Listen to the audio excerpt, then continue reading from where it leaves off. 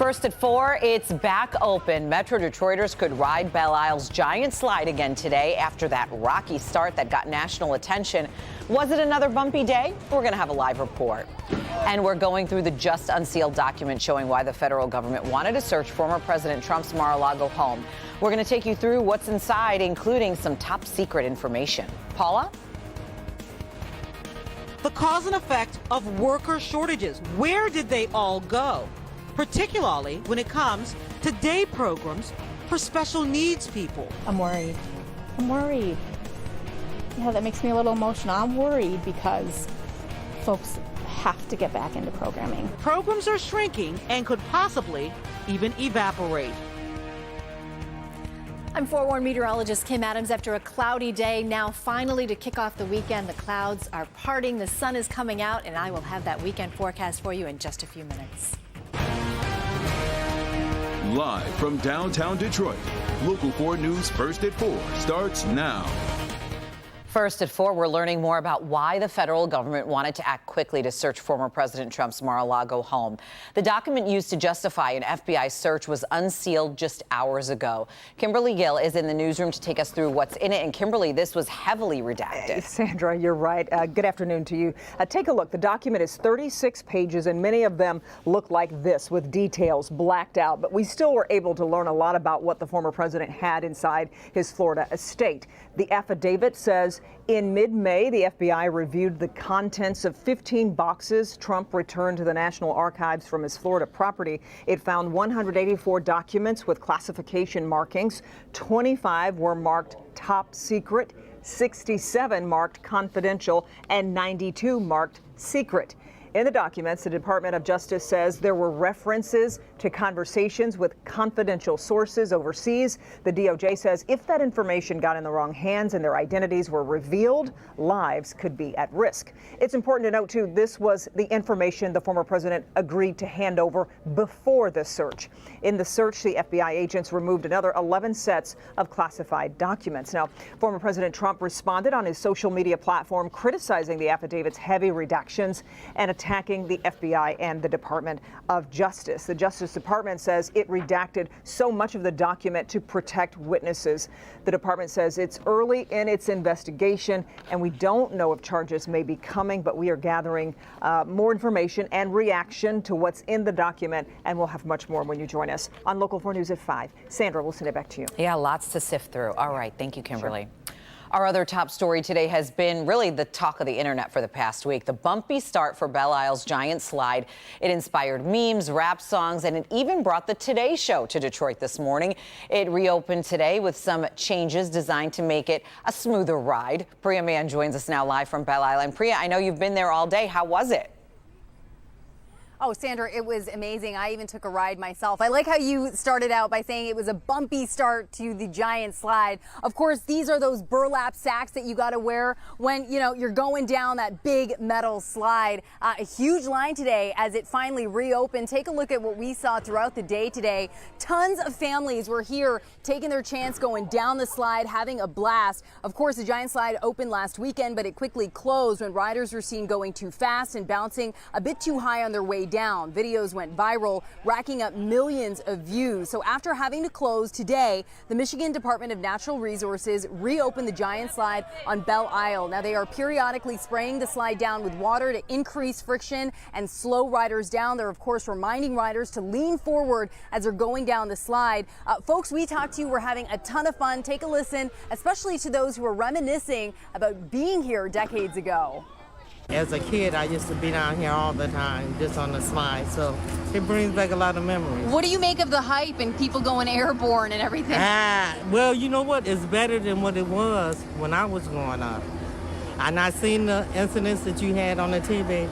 It's a lot better than what it was in the past.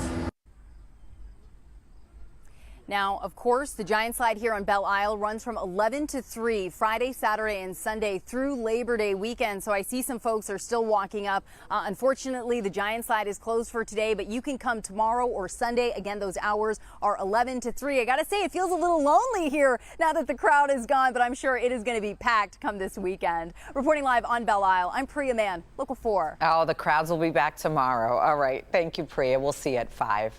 And the weather was great for the reopening of the slide, and we're hoping for more sunshine now as we head into the weekend, Kim. Well, I'm laughing, Sandra, because I'm pretty sure I have scars somewhere from burns going down those kinds of slides, you know, when the sun hit it and it got really hot in the summertime back when we were kids. 70s right now for our temperatures. We didn't quite get as high today as we could have gotten if those clouds would have parted a little earlier. So right now we are getting, for the most part, temps in the mid to upper 70s, 76 in Pontiac, 77 now in Mount Clemens. The good news, as expected, these clouds are finally starting to get out of here. More and more sunshine as we go through the next couple of hours, and that means our temperature will probably pop back up just briefly, but otherwise a very pleasant night ahead. No showers, no thunderstorms, just a wonderful start to the weekend. I'll have that weekend forecast here in just a few minutes. All right, thank you, Kim. There has been a snag today in the repairs for that broken water main that caused a boil water advisory. The segment of replacement pipe that was just delivered yesterday, it was actually sent back to the manufacturer. The Great Lakes Water Authority says it did not meet specifications. That part, along with the rest of the replacement parts, will likely arrive on Sunday. Crews aren't sure what this will do to the repair timeline, but we do know the boil water advisory, as we've been telling you, is no longer in place. A major stretch of I-75 closing in hours for the entire weekend. Southbound I-75 planning to shut down from 8 Mile to I-375. Crews are going to be working on the road and doing bridge repairs as well. All of the ramps from 9 Mile to Mac will also close. The southbound lanes close at 9 and should reopen before the Monday morning commute. The Federal Reserve will likely continue to hike interest rates in the coming months. This, of course, as we deal with high inflation. The news impacted the stock market today. A new report finds inflation did ease last month as energy prices dropped, raising hopes the increased cost of food and gas may have peaked. Investors thought that meant the Fed may moderate its rate increases later this year, but the Federal Reserve Chair said today it may not be time for that. He warned more hikes are coming. While higher interest rates, slower growth, and softer labor market conditions will bring down inflation, they will also bring some pain to households and businesses. These are the unfortunate costs of reducing inflation. But a failure to restore price stability would mean far greater pain. And stocks dropped sharply after those statements from Powell. Take a look here. The markets just closed and the Dow ended down more than 1,000. A legal battle is shaping up between the makers of 2 COVID vaccines. Moderna suing Pfizer, claiming the company copied its invention. Moderna filed a lawsuit alleging patent infringement over the COVID vaccine. Moderna says it filed patents for the mRNA technology that was critical in the company's creation of the vaccine. Moderna claims Pfizer then copied that technology to make its COVID vaccine. Moderna doesn't want Pfizer to remove it from the market, but does want to be paid. Right now, there are so many industries saying, where are the workers, teachers, bus drivers, fast food workers, really you name it. The incredible shrinking workforce is real and it is dire. Paula Tutman is taking us inside one industry that already has had trouble recruiting, and the situation is getting scary for everyone involved. She shows us how services for people across the spectrum of special needs are impacted. Do you need different paints? Are you ready for different colors? Today, Gesher Human Services in Southfield has 60 positions open and 160 clients waiting to get into programming. Since COVID did its hard to grasp but infamous Worker Disappearing Act, because of staffing shortages from aides to counselors, Gesher is operating at a reduced capacity of 60%. We can't find people. We're just not getting enough resumes in the door, which is really what's presenting a challenge. Here's what that means. It means that without staff, programming shrinks, and long term, it could evaporate entirely. I'm worried. I'm worried. Yeah, that makes me a little emotional. I'm worried because folks have to get back into programming. I have a group home that I had to consolidate that group home into our other 5 group homes. I've got to reopen that 6th home. We're licensed. We're ready to go. I need the staff to be able to do that. fresh paint. Special needs populations need special people, but not all of those people need specialized training. Some of them do, but not all. Our highest level of need is with direct support professionals. These are folks, the requirement is a high school diploma or a GED. Tanisha, what are you making? That's beautiful. Julia was in banking, burned out. She was introduced to special needs programming and made the shift. If you think about it even from the standpoint of a caregiver, the impact is tremendous these days where there's not enough backup support that caregivers ever really have any respite. So these families are really overloaded, and this is a place where participants come, they have an incredible experience during the day, and also the families or the care workers in the group homes have some respite. Like Sam, whose wife got early onset Alzheimer's. If her day program disappears because of lack of staffing, Sam knows exactly what that will feel like because he lived it during the COVID shutdowns. That was incredibly isolating. And you realize,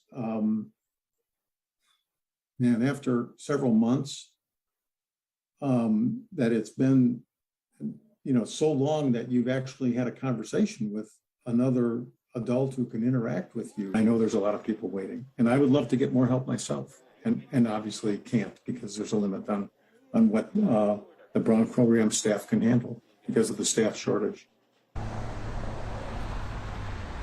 This is such a difficult story to tell because there are just no easy answers. Now, a lot of people may not recognize the name Gesser since it combined with JVS Human Services, but it's not just a problem here. It is across the industry, and everybody is asking that same strange question. Where are the workers? We need them. Sandra? Yeah, it is a real widespread problem. All right. Thank you so much, Paula.